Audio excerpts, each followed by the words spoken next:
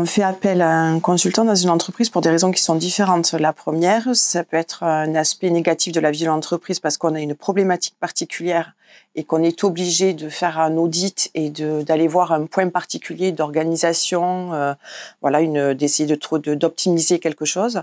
Ou alors c'est sur un aspect de croissance où on a besoin de se faire accompagner par un consultant qui, lui, a une expertise particulière. Un bon consultant, il doit être, pour moi, la priorité, c'est qu'il doit être à l'écoute, rapidement comprendre le fonctionnement de l'entreprise et les usages pour se faire intégrer dans l'entreprise, pour optimiser sa mission et avoir le plus rapidement possible les éléments de réponse dont il a besoin pour sa mission. Il doit être humble.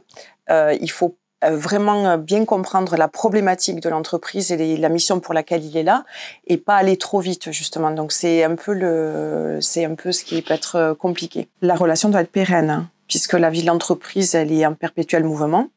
Donc c'est pas au quotidien, mais c'est vraiment une relation qui doit être pérenne, stable, puisqu'il doit accompagner le chef d'entreprise de manière régulière. Alors sur l'arrivée d'un consultant, oui, ça peut être problématique, et c'est pour ça que pour moi la communication en amont dans l'entreprise doit être importante, puisque déjà c'est une personne extérieure qui va venir, donc il va y avoir toujours l'interrogation par rapport au collaborateur de savoir pourquoi il est là, expliquer ce qu'il va faire, comment il va le faire, pour que lui il ait les éléments de réponse rapidement. C'est pour ça que c'est important qu'il comprenne rapidement les codes de l'entreprise pour lui aussi se faire intégrer, parce qu'il y a le fait que nous, en tant que chef d'entreprise, on annonce l'arrivée d'un consultant pour une mission particulière, mais il y a aussi lui, comment il va aborder les choses. Il doit être humble, à l'écoute.